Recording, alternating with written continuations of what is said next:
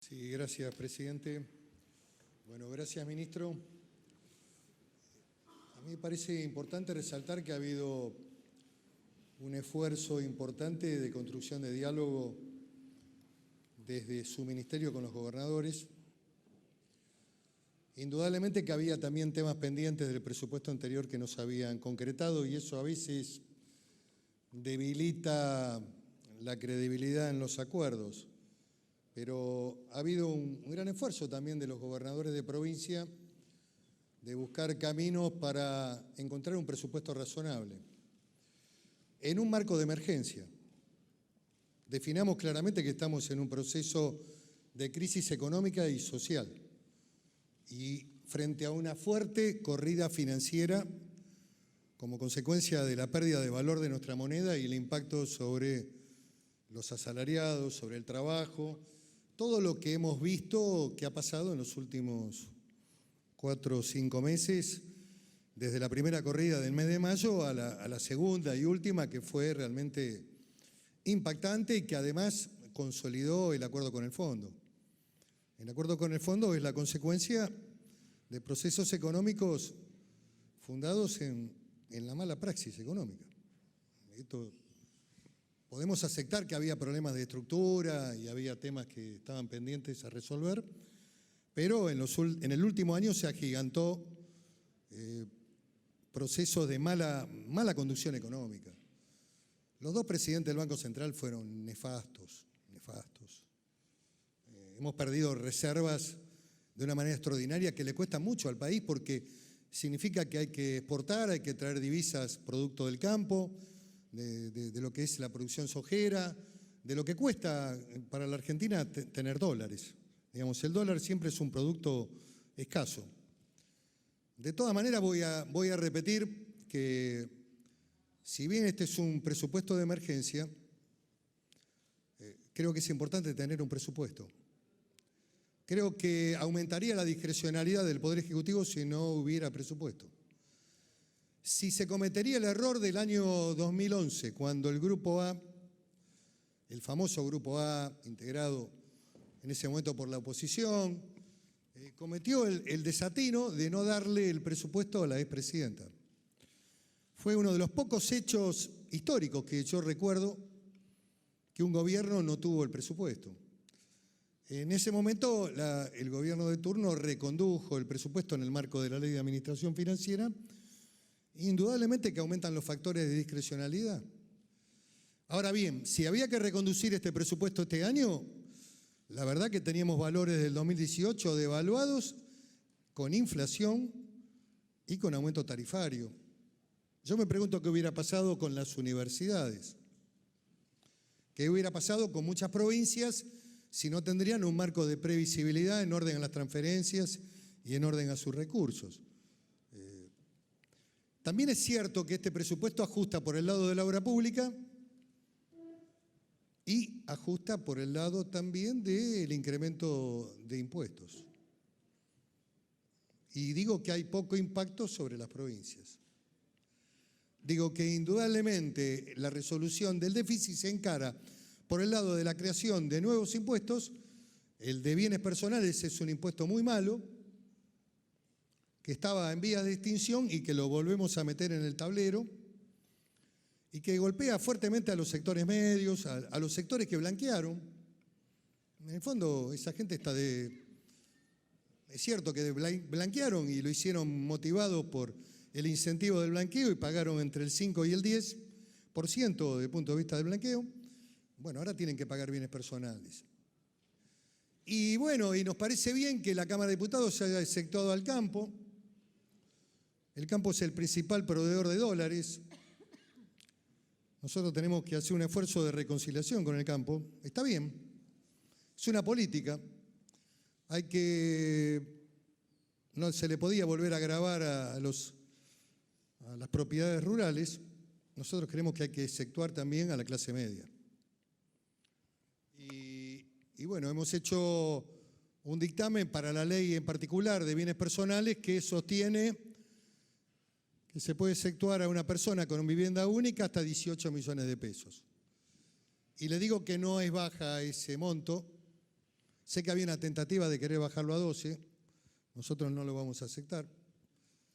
¿Por qué? Porque además está en marcha un proceso imparable de reevalúo. Hasta han armado una oficina con financiamiento externo para reevaluar los inmuebles en una medida que es inconstitucional a todas luces, pero que aspira a ser el parámetro para que todas las provincias después aumenten el valor de los bienes. Digamos, no paran de recaudar. Hoy mismo nos hemos desayunado que la provincia de Buenos Aires va a aumentar el ARBA el 38% después de haber hecho el año pasado un revalúo fenomenal sobre los activos de los bonaerenses. 38.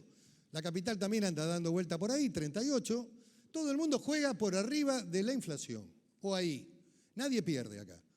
Y vienen de constantes aumentos, 38, 40% promedio todos los años. Todos los años. Así que hay que sumarle al impacto tarifario, que es fenomenal, lo que es el aumento de los municipios de ABL, del aumento de rentas de las provincias, más los gravámenes nacionales, más el impuesto de bienes personales. Es mucho. A ver, la pregunta que hay que hacerse, si hay sostenibilidad social en términos de un impacto tan demoledor, nunca estuvo tan alto, ni hablar de las retenciones. Las retenciones al campo están a la altura del mejor momento del gobierno anterior, cuando recaudaba mucho. Digo, la pregunta es, ¿tiene sustento esto en términos sociales? ¿Tanta presión sobre la gente, sobre los trabajadores, sobre la clase media? La verdad que estamos haciendo un paliativo, exceptuando al propietario de vivienda única. Es un paliativo. Es un geniol en una enfermedad terminal. Porque el rigor ha sido tremendo y porque el ajuste, ministro, ya ocurrió. El ajuste ocurrió. El ajuste ocurrió con la devaluación, con el impacto sobre el salario, con paritarias a la baja durante 3 años. Este año se estima que la pérdida va a ser de aproximadamente un 10, un 12% en materia salarial. Salvo algunos gremios muy poderosos que pueden llegar al 38, al 40%. En el sector público es demoledor. Aquí mismo en esta casa, el salario creo que se aumentó al 20% para los empleados legislativos. Parece que tienen lepra los empleados legislativos. El 8 más el 12. Creo que está pendiente algún ajuste final, más allá del esfuerzo que está haciendo el gremio y la representación. Lo que digo es que cuando uno analiza, y vimos una planilla que nos mostró el ministro Dujovne, la verdad, todos los presupuestos de los poderes del Estado crecieron promedio entre el 38, 39, 40, Poder Judicial, Poder Ejecutivo. Este Poder Legislativo devaluado, criticado, permanentemente vituperiado, todo el mundo se lava la boca hablando mal de los legisladores argentinos, es el que aumentó el 19,5. Hizo el ajuste.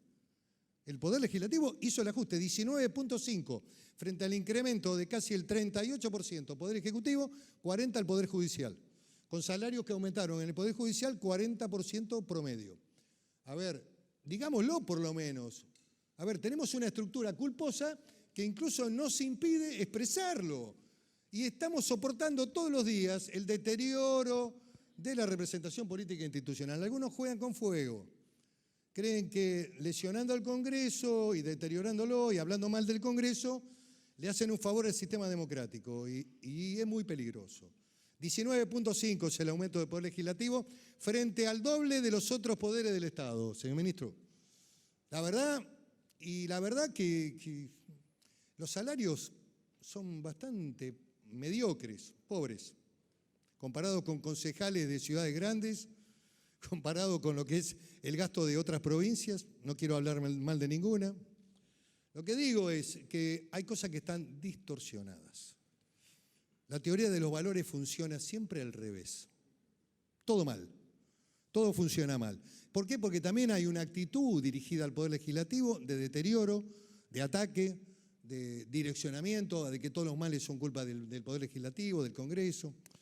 En fin, yo creo que ha habido un esfuerzo. Creo que las universidades argentinas, que usted ha recibido y que yo también he recibido a lo largo de este debate, han quedado contenidas en un aumento promedio 33 las grandes, 43 las del medio, que tienen 10 años de antigüedad, y 50 las nuevas. La mayoría del conurbano bonaerense nuevas van a tener un incremento de partida.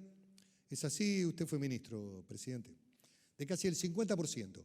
43 las que tienen 10 años y 33 promedio las grandes universidades.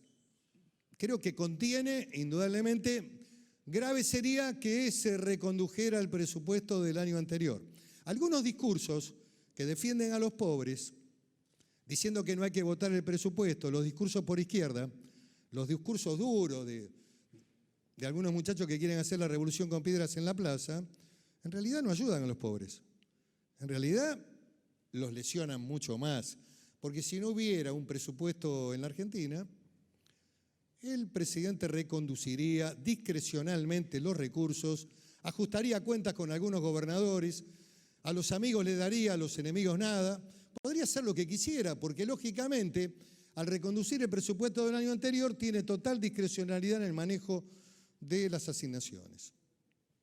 Entonces, también digo que la Argentina está en el marco de una crisis profunda, con acuerdos y relaciones con organismos internacionales, y después me va a contestar Mayans, amigo, así que no se haga problema. Seguramente, yo hablo por mí, acá hablo por mí. Acá me hago cargo de lo que yo digo por mí. Vos hacete cargo de lo tuyo. Yo soy dueño de mis palabras.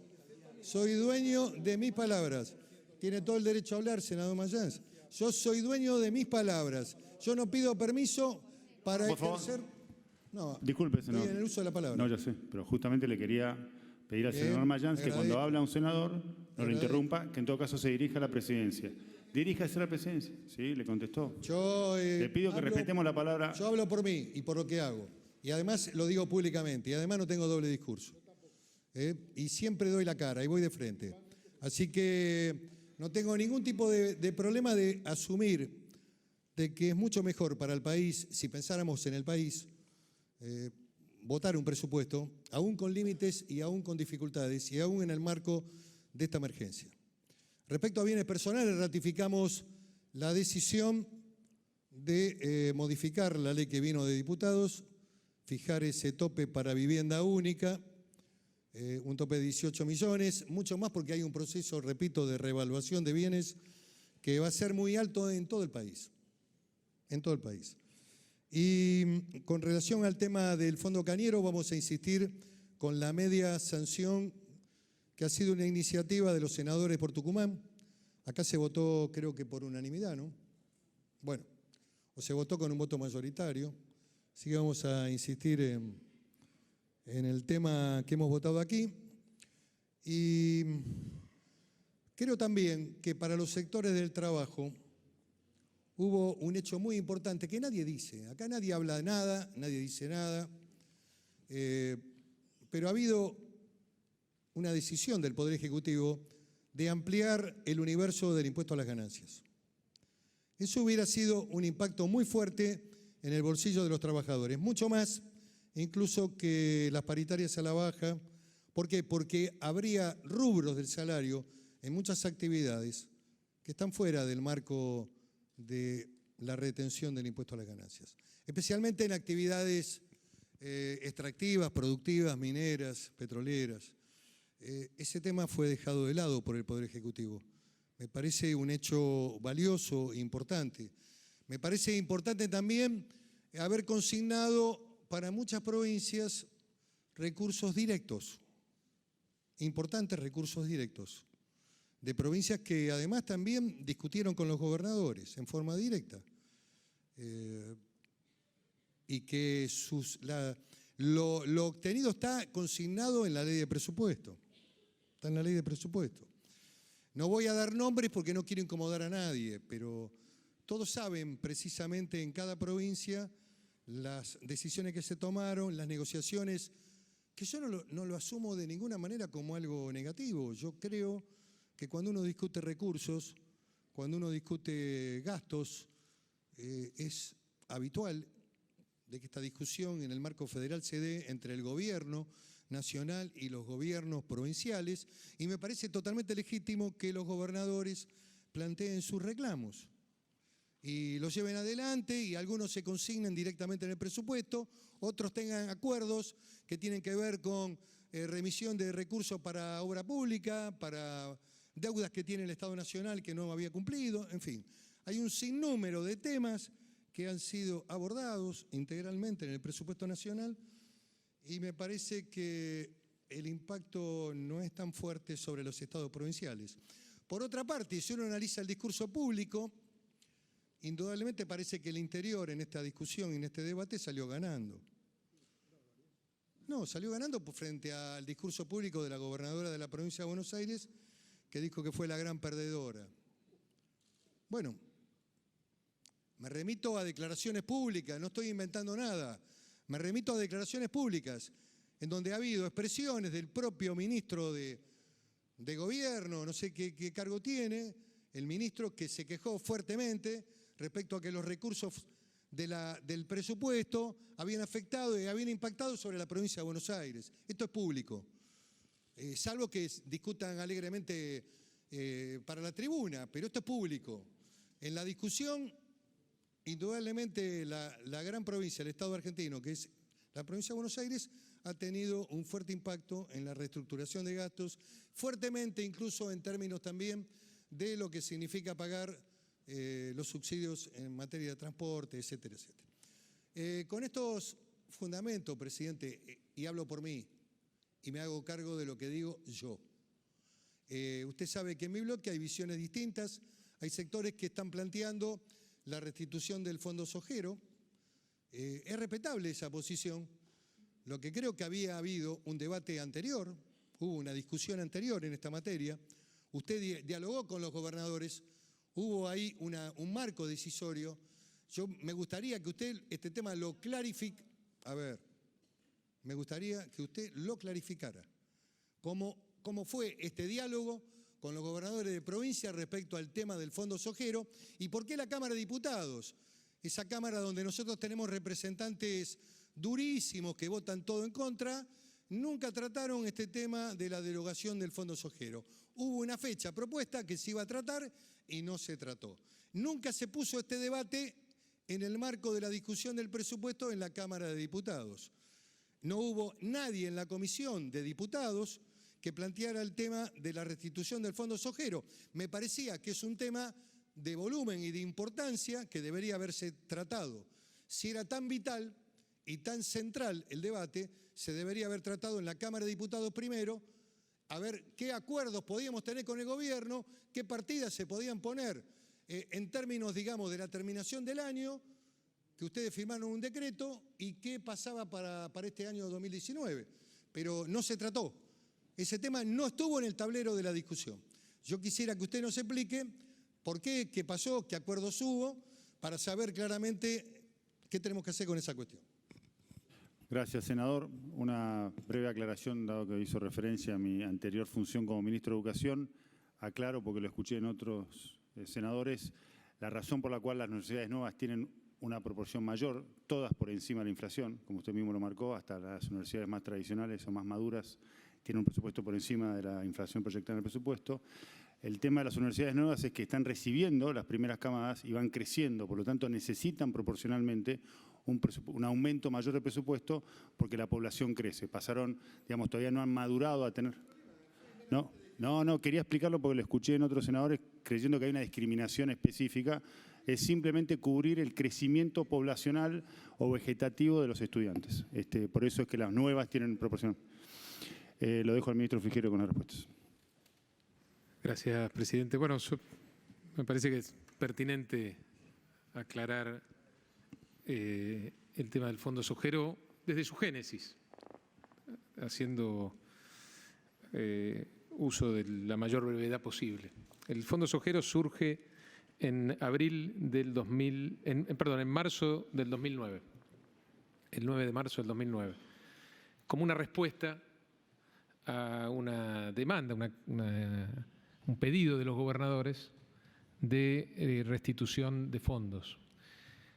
En noviembre del 2008, es decir, 4 o 5 meses antes, se había eliminado el sistema de capitalización de las AFJPs, que había regido durante 14 años en la Argentina. Durante ese lapso, el Estado Nacional tuvo que, o decidió, echar mano de recursos provinciales para financiar precisamente el déficit que generó en las arcas nacionales esa decisión. La más importante de esa detracción de recursos provinciales durante esos 14 años fue precisamente el 15% de la masa coparticipable que fue a financiar directamente al ANSES, es decir, se lo sacó de la coparticipación y fue al ANSES. Cuando se elimina el sistema de capitalización y se vuelve al sistema de reparto, los gobernadores plantearon, bueno, se eliminó también la justificación a partir del cual las provincias habían sufrido la detracción de estos recursos. No se discutió el centro de la cuestión, se planteó un paliativo, en el marco también del contexto de la discusión de las retenciones en ese momento. Y se planteó no la discusión del 15%, que seguía su vía judicial, sino una compensación muy parcial por el lado de coparticipar una parte de las retenciones a la soja. Por supuesto, esto nuevamente se modifica esta realidad con la devolución, la decisión de devolver lo que de derecho le corresponde a las provincias, que era ese 15%, que además, una vez eliminado el sistema de capitalización, no había ninguna justificación para sostenerlo.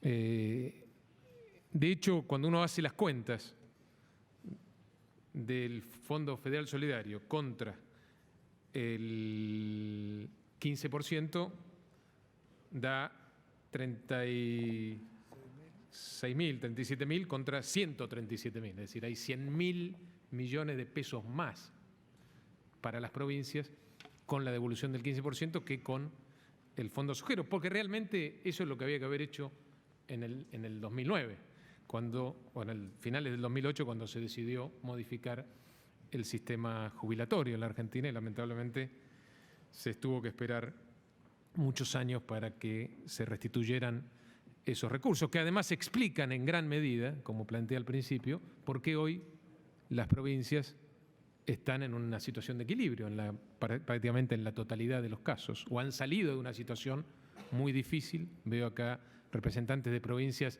que han atravesado una situación muy difícil, o que atravesaban una situación muy compleja desde el punto de vista fiscal y financiero en 2015, que hoy muestran resultados equilibrados o superavitarios, en gran medida por la decisión de incrementar de manera exponencial los recursos automáticos a las provincias. Hoy, cuando uno analiza cómo crecen los recursos automáticos, ve que estos crecen de manera exponencial y en términos relativos cada vez hay menos recursos discrecionales, que es como nosotros entendemos tiene que funcionar el federalismo, con mayor autonomía para las provincias y menor discrecionalidad por parte de los gobiernos de turno a nivel nacional, que derivan en esta situación virtuosa que planteé al principio de equilibrio en las cuentas públicas de muchas provincias que antes lamentablemente mostraban déficit permanente. Esto, por supuesto, formó parte de la discusión de los gobernadores, formó parte de todas las discusiones, y de hecho claramente se planteó una diferencia entre el 2018 y el 2019, porque no solamente la respuesta al Fondo Federal Solidario es el 15%, como expliqué recién, deriva de la génesis de la conformación del FOFESO, sino que hubo, además de eso, una compensación específica para el Fondo Federal Solidario. Senador, le pido, no siga interrumpiendo. Es un poco molesto porque yo trato le voy a dar de la palabra. concentrarme. Usted va a tener, como todos los senadores, senador, es un poco escuche, molesto. Discúlpeme. diríjase a la presidencia. No, es Sí. un poco molesto hablar cuando... Usted está hablando al mismo tiempo. Senador, usted sabe cómo funcionamos. Usted pidió la palabra. Lo tengo al senador Romero y luego lo tengo a usted. Usted cuando tenga la palabra va a poder hablar. Le pido que respete... No, pero es que, ¿sabe qué? Resulta molesto hablar cuando se escuchan voces. Entonces le pido, por favor... No, yo no le digo que usted, digo que la actitud de hablar mientras otro habla, como hace ahora... Bueno, usted va a tener tiempo para, como siempre lo ha tenido, para explayarse como siempre lo hace. Así que no se haga problema. Ya le vamos a dar la palabra. Entonces, no hubo solamente en la discusión de la eliminación del FOFESO la explicación que surgía de la restitución de este 15%, sino que además de eso hubo una compensación específica para distintas cuestiones que se fueron analizando en el presupuesto. No solo lo del FOFESO, también la transferencia de algunas responsabilidades en el marco de este nuevo federalismo vinculadas con transporte local, con la distribución eléctrica que está también en manos de los gobiernos subnacionales. Es decir, durante largas jornadas trabajamos con los ministros de Hacienda de las provincias, planteando específicamente que hubiera una compensación puntual frente a cada tema o a cada responsabilidad o a cada detracción que se planteaba en este ejercicio presupuestario en el marco de la situación compleja, difícil que se vive desde el punto de vista de las variables macroeconómicas. Y de hecho, como lo planteó el senador Pichetto previamente, cuando uno analiza las compensaciones para cada una de las jurisdicciones, surge que en un solo caso los mayores ingresos no alcanzaron a compensar la transferencia de responsabilidades o la eliminación del Fondo Federal Solidario, que es el caso de la provincia de Buenos Aires, que tiene su lógica también, o su explicación, porque las cuestiones que el gobierno nacional no se ocupa más y pasan a ser responsabilidades de las provincias, en este marco de mayores recursos para las provincias, tienen una distribución territorial no vinculada con el régimen de coparticipación, sino con otras variables, como la situación social o los subsidios a la electricidad o al transporte que venían de mucho tiempo antes, donde claramente había un destino, una concentración de los subsidios en el área metropolitana. Cuando eso se revierte, por supuesto, el mayor peso lo pasa a tener el área metropolitana, y razón por la cual, cuando uno analiza las compensaciones, en el único caso, en la única jurisdicción que no alcanza a compensar mayores gastos o mayores responsabilidades con ingresos, es el caso de la provincia de Buenos Aires, cosa que planteó recién el senador Pichetto. En el resto de los casos hemos dedicado largas horas de trabajo con los gobernadores y específicamente con los ministros de Hacienda de cada provincia para garantizar que existiera una compensación y que no se pusiera en riesgo, como planteé también al comienzo de la exposición, el camino virtuoso que vienen teniendo las provincias en estos 3 años hacia el equilibrio fiscal o el superávit en muchos casos, producto de las mayores transferencias de recursos automáticos de origen nacional a las provincias y también de un comportamiento de mucha responsabilidad fiscal a partir del cumplimiento y de la sanción de la Ley de Responsabilidad Fiscal por parte de las distintas jurisdicciones. Espero haber sido claro en este punto.